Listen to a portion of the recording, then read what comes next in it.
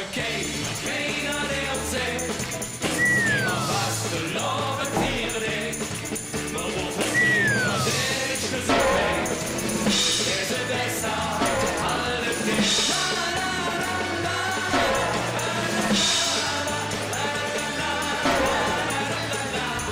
Hallo, wie geht's euch? Ich hab mal so überschlagen. Es sind jetzt 19 Jahre. Seit 19 Jahren stehe ich jetzt hier immer auf der Bühne und seit 19 Jahren sage ich immer, hallo, wie geht's euch? Seit 19 Jahren in derselben Stadt. 2000 Menschen tun da ihre Pflicht. Die Firma macht da nicht nur Kohle satt, die macht ganz plötzlich ihre Tore dicht. Das alles bei Rekordgewinn. Kein Wunder, dass ich sauer bin. Doch was will man schon tun, so ganz allein? Einfach nur hilflos mit ansehen, wie die auf der Straße stehen. Nein, wir müssen gar nicht so alleine sein. So alleine sein. Komm, kauft nie mehr bei Nokia das neue Handy. Jedes Jahr den letzten Rest von Stolz lassen wir uns nicht nehmen. Geht nach Rumänien oder Elba, kauft eure Scheiß-Handys selber und noch eins. Ihr solltet euch was schämen.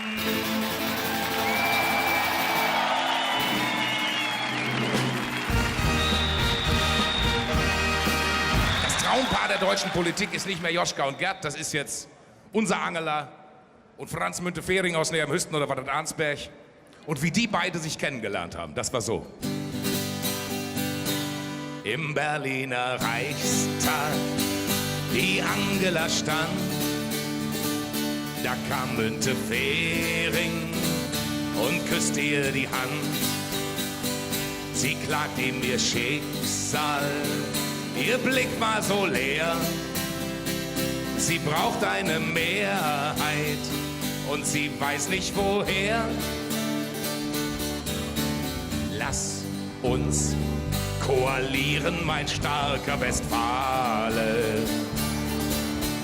Macht auch der Schröder am Anfang Randale. Wir regieren zusammen, du wirst Vizekanzler. Erst verjagen wir Schröder und danach den Stoiber. Dankeschön. Aber ich sage Ihnen ganz ehrlich, ich möchte nicht in der Haut von Angela Merkel stecken. Gut, wer will das schon? Ich glaube auch nicht, dass ein roter Hosenanzug an mir irgendwie vorteilhaft wirken würde. Aber ich glaube, Angela Merkel ist so fest im Sattel wie seit Jahren nicht mehr. Ehrlich, glaube ich. Ich glaube, Angela Merkel ist die erste Spreewaldgurke, an der man sich die Zähne ausbeißen kann. Allein die erste Auslandsreise. Ne, wir haben uns ja alle gefragt, wohin fährt sie zuerst? Zuerst nach Polen oder erst nach Frankreich? Hat ja auch eine gewisse Symbolik. Ne? Zuerst nach Polen, erst nach Frankreich. Warschau oder Paris? Dienstauto weg oder Dienstauto brennt? Frau Merkel hat sich für Frankreich entschieden, war ein Riesenerfolg. Wurde ja live im Fernsehen übertragen, wie die Maschine auf dem Flughafen Charles de Gaulle landete. Dann rollte die Maschine auf dem Rollfeld aus, deswegen heißt das Feld ja so. Dann wurde die Gangway rangerollt, der rote Teppich ausgerollt. Frau Merkel schreitet die Treppe herunter. Und unten steht Jacques Chirac und sagt, erstaunlich. Und aus dem gleichen Land kommt Heidi Klum.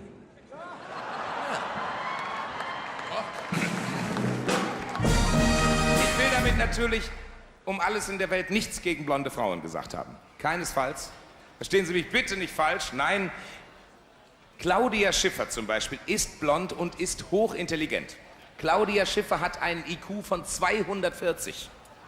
Das ist Wahnsinn. 240 ist gewaltig, wenn Sie mal überlegen, Albert Einstein hatte nur 150. Verona Feldbusch hat 9. Knäckebrot hat 12. Ja, das ist also 240 ist gewaltig bei Claudia Schiffer aufgeteilt auf 90, 60, 90. Kennen Sie Dolly Buster? Ja? Dolly Buster hat solche Busterhalter. Ich habe sie neulich noch gesehen auf dem Presseball. Sie tanzte gerade mit Norbert Blüm. Es war ein Bild für die Götter, das sah aus, als hätte Norbert Blüm Kopfhörer auf. Seine Frau war auch ein bisschen sauer, die hat gesagt, Mensch, Nobby, aus dem Alter solltest du nur wirklich raus sein. Aber er hat gesagt, ach Gott, für die extra Portion Milch ist man nie zu alt. Dolly Buster hat so einen Busen, ehrlich, so einen Busen. Wenn die irgendwo klingeln will, dann muss sie einen Schritt zurückgehen. Nee, ich finde es auch nicht schön. Viele Frauen finden es toll. War neulich noch eine Frau beim Arzt und hat gesagt, Herr Doktor, ich bin was flach vorne, können wir das operativ ändern? So, der Arzt, das ist überhaupt kein Problem. Schauen Sie mal hier in diesen Schrank, alles, was Sie hier sehen, das sind mögliche Implantate. Die kann ich Ihnen alle einsetzen. Ach, das ist ja wunderbar, da sind ja Formen dabei, herrlich. Der Arzt, habe ich Ihnen doch gesagt, übrigens, welche Kasse sind Sie eigentlich? Sagt sie, AOK, macht er einen Schrank wieder zu und holt aus seinem Schreibtisch ganz unten so einen kleinen Schuhkarton raus und sagt, das könnte ich Ihnen anbieten. Oh, sagt die Frau, das ist aber nicht viel. Nee, sagt er, viel ist das nicht.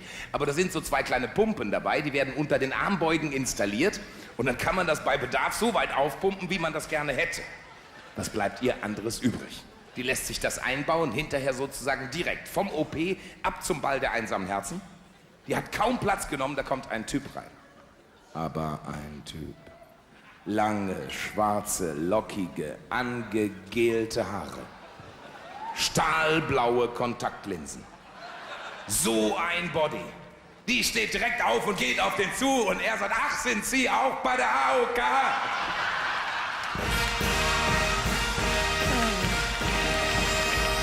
Die Brüste von Heidi Klum heißen Hans und Franz. Ha, ist das schön?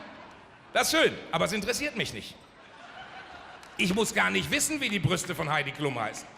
Ich will mir die angucken, ich will mich nicht mit denen unterhalten. Ne? Die Brüste von Heidi Klum heißen Hans und Franz, ja und? Die von Paris Hilton heißen Hinz und Kunz, weil jeder dran darf. Ja? Fremdgehen, schönes Thema. Männer über 40 gehen fremd, ist klar. Aber Frauen über 40 gehen auch fremd. Und Frauen über 40 können das öfter. Ich liebe diese Reaktion. Am Anfang so ein leichtes Kopfschütteln, sowas. Und dann so ein leichtes Lächeln, so. Und das soll mir jetzt zeigen, du erzählst einen Blödsinn, sowas würde ich nie tun. Das ist die Realität. Wissen Sie, was ich der Frau antworten würde?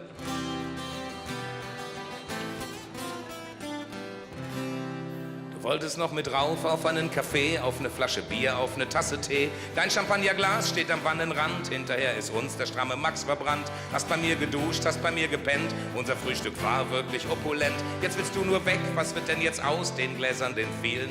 Du musst erst noch spülen. So geht das nicht. Letzte Woche der Sturm, der Herbststurm hat mir die Osterglocken umgemäht. Wir hatten Frühling mitten im Winter. Manche sogar einen zweiten Frühling. Horst Seehofer. Haha, war das eine Meldung? Horst Seehofer wird Papa, ist das nicht schön? Gut, die Mutter ist jetzt nicht unbedingt seine eigene Frau, ist eine andere Frau. Aber der Günther Beckstein, sein Parteikollege, der hat sofort gesagt, kein Problem, eine außereheliche Affäre. Das wäre vielleicht vor 50 Jahren ein Problem gewesen, aber doch heute nicht mehr. Leben Günther Beckstein. Wir reden über Bayern. Bayern ist vor 50 Jahren.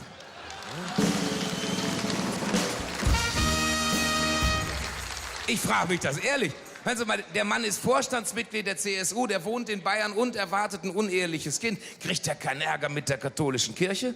Hä? Ich glaube nicht, nö. Nö. Gut, er hat Ehebruch begangen, ja. Aber er hat nicht verhütet. Frau müssen Sie sich vorstellen, die ist letztes Jahr über die tollen Tage in Skiurlaub gefahren. Können Sie sich das vorstellen? Schlimm, sowas. So, jetzt hätte ich nicht hier Hirot. Einen Tag vor Weiberfastnacht ist die nach Österreich in Skiurlaub gefahren. Hat schon von zu Hause einen Skilehrer gebucht. Am ersten Tag mit dem Lift hoch zur Hütte sieht zum ersten Mal diesen Skilehrer. Und das war ein Mann. Ein Mann, muskulös, braun gebrannt, die Haut so wettergegerbt, wie das bei diesen Bergvölkern ja so typisch ist. Und er hatte Augen, so blau, so tief wie Bergseen. Die Frau konnte gar nicht anders. Die ist direkt rum um die Hütte, rein in den Heuschober und dann ging das ja. Und als die beiden hinterher so ermattet im Heu liegen, da sagt sie zu ihm, jetzt musst du mir aber auch sagen, wie du heißt. Nee, sag ich nicht. Warum nicht? Ich heiße Horst. Ja, und mit Nachnamen? Sag ich nicht. Warum nicht? Du lachst dann. Nein, ich lach nicht. Doch, du lachst, er hat's ihr nicht gesagt. Die sind den ganzen Tag Ski gelaufen. Am nächsten Morgen sie wieder mit dem Lift hoch zur Hütte. Sieht diesen Skilehrer in diese unglaublich tiefen blauen Augen. Sie kann nicht anders. Sie kommt gar nicht erst in die Skischuhe, direkt rum um die Hütte, rein in den Heuschober und tja. Und als die hinterher so völlig ermattet im Heu liegen, sagt sie so, jetzt musst du mir aber sagen, wie du mit Nachnamen heißt, Horst. Nee, sag ich nicht. Warum nicht? Du lachst dann. Nein, ich lach nicht. Doch, du lachst. Vielleicht sage ich es dir am letzten Tag. Na, die nächsten 14 Tage, die sind ordentlich Ski gelaufen. Am letzten Tag fährt sie mit dem Lift hoch zur Hütte, schaut diesem Skilehrer in diese unglaublich tiefen, blauen Bergseeaugen. Sie kann nicht anders. Sie kommt gar nicht erst in die Skischuhe, direkt rum um die Hütte, rein in den Heuschober und ja. Und als die hinterher völlig ermattet im Heu liegen, da sagt sie so, jetzt ist es soweit, Horst. Jetzt musst du mir deinen Nachnamen sagen. Nee, sag ich nicht. Warum nicht? Du lachst dann. Nein, ich lach nicht. Doch, du lachst. Horst, du hast es mir versprochen. Es ist mein letzter Tag. Na gut, ich heiße Horst Neuschnee. Und die Frau lacht. Die lacht, die kriegt sich gar nicht mehr ein vor Lachen, die schmeißt sich rückwärts ins Heu vor Lachen. Und er sagt, siehst du, du lachst ja doch. Sagt sie, ja, aber ich lach doch nicht über deinen Namen. Weißt du, als mein Mann mich in Köln am Hauptbahnhof verabschiedet hat, da hat er zu mir gesagt, Schatz, ich wünsche dir einen wunderbaren Urlaub und jeden Tag 20 Zentimeter Neuschnee.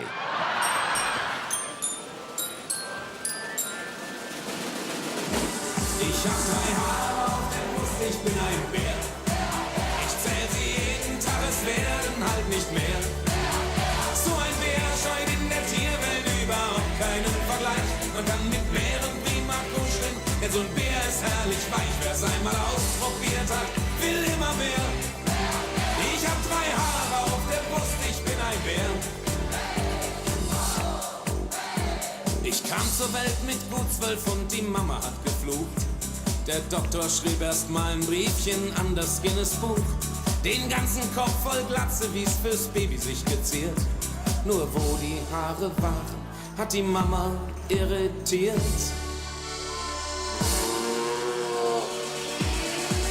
Ich hab 3 Haare auf der Brust, ich bin ein Bär. Ich zähl sie jeden Tag, es werden halt nicht mehr. So ein Bär scheut in der Tierwelt überhaupt keinen Vergleich. Man kann mit Bären prima kuscheln, denn so ein Bär ist herrlich weich. Wer's einmal ausprobiert hat, will immer mehr. Ich hab 3 Haare auf der Brust, ich bin ein Bär. Ich hab 3 Haare auf der Brust, ich bin ein Bär.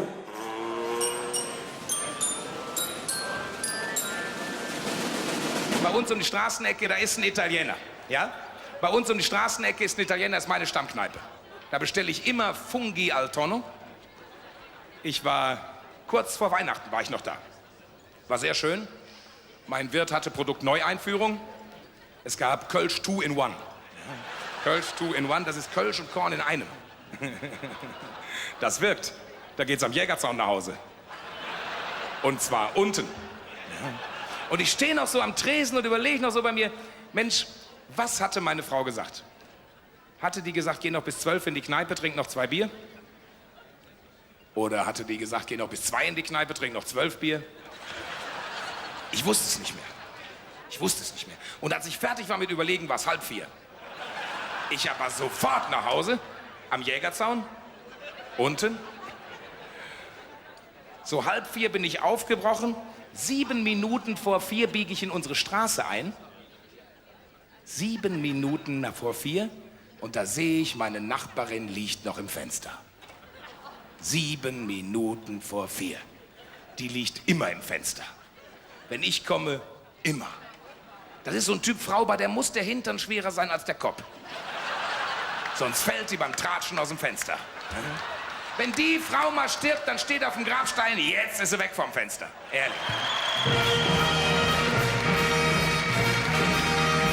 4 Minuten nach 4 biege ich in unsere Straße ein, in unsere Einfahrt.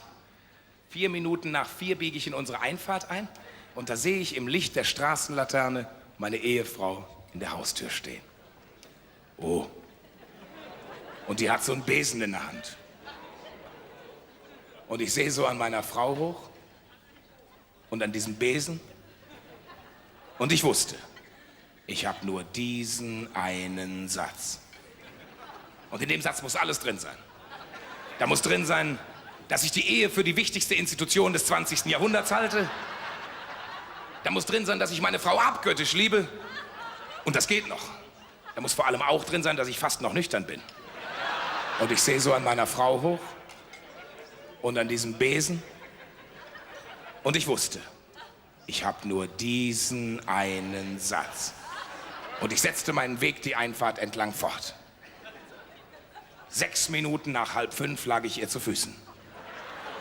Wir haben eine sehr lange Einfahrt. Und ich sehe so an meiner Frau hoch und an diesem Besen. Und ich wusste, ich habe nur diesen einen Satz. Und ich sagte, Liebling, willst du fegen oder wegfliegen?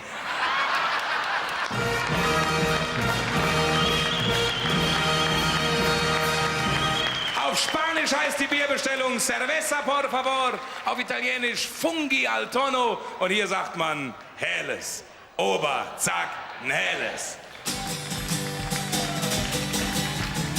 Ich sprach zum Ober mit leisem Ton, denn meine Kehle brannte schon. Bitte ein Helles. Das ist jetzt fast schon eine Stunde her. Die Blumenvase ist schon leer. Wie auf Hawaii fühle ich mich hier. Hier gibt's kein Bier. Ich weiß nicht, wo der rumturnt, warum der das nicht kann. Ich sitz hier mit meinen Freunden, der Ober kommt nicht ran. Und seit ewiger Zeit bestelle ich hier ein Helles.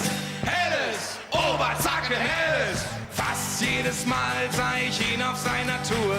Ich winkte ihm zu, doch er lächelte nur. Es ist schwer, warum kriegen wir denn hier kein Helles? Helles!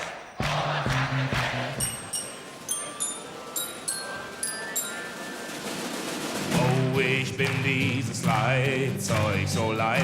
Badu, badu, badu, badu. Das Waschmittel nur noch halb so schwer und nach der halben Zeit schon leer.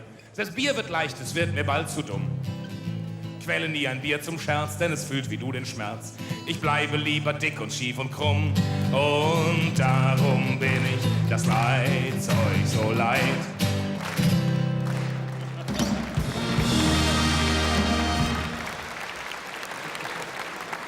Diesen Werbetextern fällt nichts mehr an, die haben keine Ideen mehr.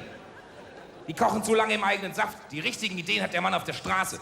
Unser Schützenverein, der suchte neue Mitglieder. Da haben die ein Flugblatt rausgegeben. Unten so ein Coupon dran, konnte man ausfüllen, Name, Adresse, Kontonummer und oben drüber ein Werbeslogan. Da habe ich mir überlegt, Mensch, so ein super Slogan. Der ist nicht von irgendeinem Werbetexter, den hat sich ein ganz normaler Schützenoberst einfallen lassen. Da stand, lernen Sie schießen und treffen Sie Freunde.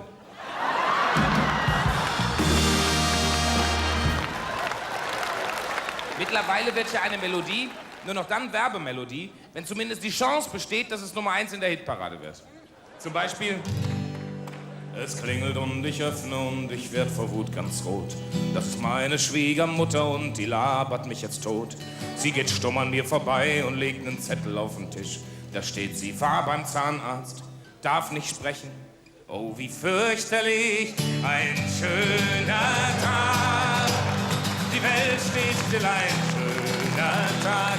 Komm, Welt, lass dich umarmen, welch ein Tag. Letztens habe ich so ein uraltes Lied gehört von Peter Frankenfeld und Lonnie Kellner. Habe ich mir überlegt, Mensch, das wäre eine Werbemelodie für Doppelherz. Gesungen von Helmut Kohl. Mir empfiehlt mein Onkel Dr. täglich 3-mal Doppelherz. Davon geht sofort die Angst weg, es verschwindet rasch der Schmerz, denn denk ich an die nächsten Wahlen, poltert ängstlich mir mein Herz. Es macht bum, butti, bum, butti, bum, butti, bum, butti, bum, butti, bum, butti, bum, butti, bum, butti, bum. Ich möchte so gerne Kanzler sein. Nicht pfeifen! Nicht pfeifen, ich verstehe ja Ihre Sorge, aber ich darf das. Ich bin ein alter Freund von ihm. Helmut und ich sind alte Freunde. Ich habe ihn neulich noch besucht im Kanzleramt. Helmut, er stand gerade vor seinem Aktenvernichter, vor seinem Reißwolf. Seine Rede zur Lage der Nation in der Hand. Stellt sie da so rein, klappt nicht. So rum, klappt auch nicht. Kommt der Weigel vorbei. Sagt der Kohl, du. Theo, kannst du mal sagen, wie diese Maschine funktioniert? Der Weigel nimmt das Manuskript, stellt das da rein, drückt auf den roten Knopf, brrrt, fertig. Ich sagte, siehst du, Helmut, das war's schon. Und Kohl steht da vor uns, das ist wunderbar. Und wo kommen jetzt die Kopien raus? Gut, ich kann mir Helmut Kohl nicht in jeder Werbung vorstellen. Sagen wir mal, in der Cliff-Reklame. Würde ich jetzt sagen, nee. Obwohl er war gewaltig schnell unten. Aber es gibt ja auch diese wunderbare Werbung, wo ein grauhaariger Mann mit einer Strickjacke in einem Schaukelstuhl sitzt und sagt, ich weiß noch, ganz genau, als mein Opa, der Konrad Adenauer, mir das erste Mal Bonbon schenkte. Es war nicht irgendwas zum Naschen, es waren wertesechte und ich war 37.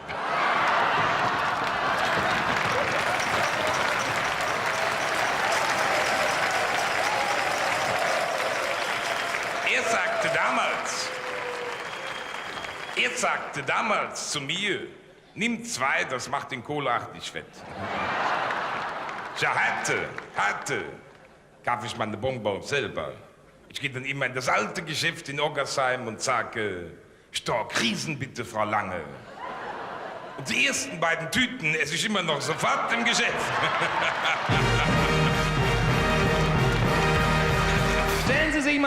Stellen Sie sich mal vor, der Helmut Kohl hätte so eine Praktikantin wie der Clinton.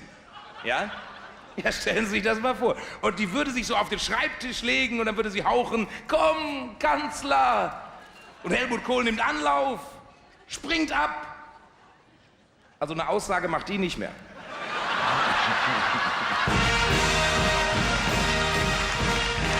Aber das eine sage ich Ihnen. Wenn Kohl geht, der geht nicht so einfach. Ein Kohl geht nicht so einfach. Wenn Kohl geht, dann geht er so, wie Maske immer gekommen ist. Der wird sich in die Bundespressekonferenz stellen, vor diese 18 Mikrofone, vor die 200 internationalen Journalisten, im Bademantel. Dann wird er ein letztes Mal die Stimme erheben und er wird sagen,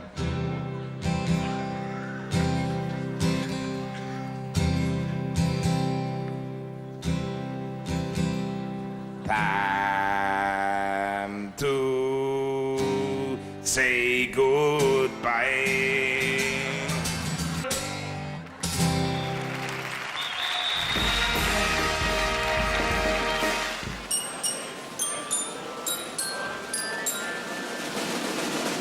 Wir hatten ja dieses Jahr eine Beichtwelle sozusagen. Im Sommer eine Dopingbeichte nach der nächsten.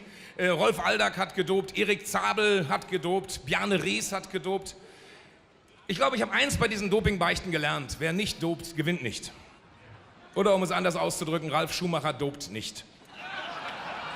Ralf Schumacher, ich weiß nicht, ob Sie es gelesen haben, Ralf Schumacher will ein Jahr Pause machen vom Formel-1-Zirkus. Er will den Jakobsweg fahren. Es gibt, glaube ich, nur einen einzigen Menschen in diesem Radzirkus, der nie gedopt hat, und das war Jan Ullrich. Bei Jan Ullrich und seinen Ärzten, oder sagt man Dealer, da hat die Chemie gestimmt. Da war einmal so ein Mann gewesen, ist mit dem Fahrrad durchs Land gepäst und fragte ein Reporter, was sein Geheimnis wär. Ja, dann sagte der, Epo im Kaffee, Insulin und Steroide in den Tee. Auf die Stulle Glucocortison, nur so kommst du ins gelbe Trikot. Morgens Nandrolon und zum Frühstück Eigenbluttransfusion. Kommt noch eine Pulle Linsenussöl mit ins Spiel, dann schießt du flüssig bis ins Ziel. Ich habe letztes Jahr, einen Tag nach Aschermittwoch, habe ich angefangen zu joggen. Und wenn man anfängt zu joggen, dann muss man sich erstmal komplett neu einkleiden. Ich habe mir einen leuchtorangenen Jogging-Sweater gekauft. Leuchtorange. Überfahren werde ich schon mal nicht. Dazu passend leuchtorangene Jogging-Schuhe. Nike Shox R4. Ist ein super Schuh. Die haben lamellengelagertes, Senkfuß spreizendes Dingens quer unter der ganzen Sohle. Merken Sie sich den Namen Nike Shox R4. Die heißen so, weil die ungefähr das gleiche kosten wie mein erster R4 damals.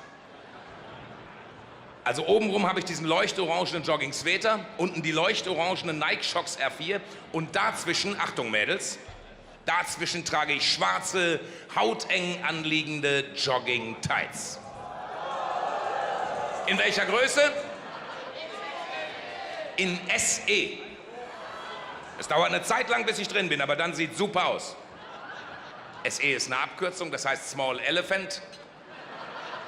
Man sieht schnell aus und man hat Platz für einen Rüssel und das ist wichtig beim Laufen. Ich sehe im Stand super schnell aus. Super schnell. Wenn ich allerdings in Bewegung gerate, das heißt, wenn ich ins Laufen falle, da relativiert sich das. Da werde ich schon mal vom Feind überholt. Und der Feind, das sind die Walker. Sie latschen um die Wette mit den Stöcken in der Hand, 1000 Mann. Ha, hu, ha, im Wald, im Flur, im Fahrstuhl, überall kommt sie gerannt, Mann, oh Mann. Ha, hu, ha, ich springe auf den Waldweg, ich renne einen um. Ich hab da mal eine Frage und wer nicht fragt, bleibt dumm. Da gibt's etwas, das ich nicht verstehe. Hu, ha, Skilanglauf. Hey Leute, ho Leute, fällt euch heute etwas auf? Skilanglauf. Ohne Schnee und ohne Skier, das sieht einfach scheiße aus. Ich geh Wodka holen. Wir sind zwar nicht in Polen, ja, aber euch haben sie die Skier geklaut. Dankeschön. Männer über 40 haben es sehr schwer. Ich bin jetzt ein Mann über 40 und als Mann über 40, da hört man sich schon beim Frühstück, hört man da schon die Ehefrau sagen, Schatz, mit der neuen Brille siehst du fürchterlich aus. Aber Liebling, ich habe gar keine neue Brille. Du nicht, aber ich. So was passiert. Männer werden nicht so alt wie Frauen, das müssen wir festhalten. Männer werden im Durchschnitt, im Moment in Deutschland, 75,48 Jahre alt. Das ist nicht schlecht. Mit 75,48 Jahren mit dem Glas Kölsch in der Hand von der Theke kippen ist okay. Aber es ist nichts gegen Frauen. Frauen werden im Moment in der Bundesrepublik Deutschland 80,88 Jahre alt. Das heißt, Frauen werden 5 Jahre älter als ihre Männer. Warum? Warum? Ich glaube, der liebe Gott schreibt den Frauen die Zeit gut, die fürs Einparken brauchen. Am 9. Tag, da schuf der liebe Gott die Dialekte. Und alle waren völlig begeistert. Der Berliner, der sagte, ich hab so einen tollen Dialekt, war so ein super Dialekt, war herzlichen Dank, lieben J, war?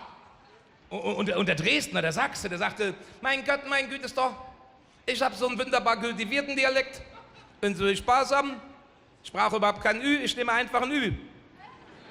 Und der Hamburger, der sagte, ich habe so einen feinen Dialekt, ich kann Tönkrams nacken, ich stolper über einen spitzen Stein, das klingt so herrlich hanseatisch. Herzlichen Dank, lieben Gott. Und der Münchner in seinem ihm eigenen Charme sagte der, ja mei, aber uns schon ein Dialekt an diesen vergelt's gut. Nur für den Kölner, da blieb kein Dialekt mehr übrig. Die waren alle schon vergeben. Der liebe Gott hatte alle Dialekte schon verteilt.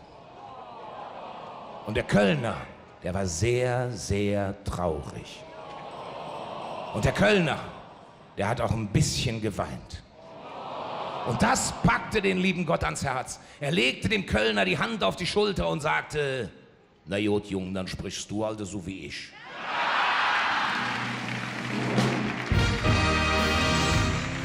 Bei uns ist hier im Karneval schon manches Lied erklungen. Wir haben hier im Karneval schon manches Lied gesungen. Über die Isbut und die Kaffeebut und den Besuch im Zoo. Über den Polterabend in der Elsassstraße und den Hühnerstall von irgendwo. New York kennt jeder, ganz Paris träumt von der Liebe. Die Streets of London sind bekannt, von Kölle hört man Liebe.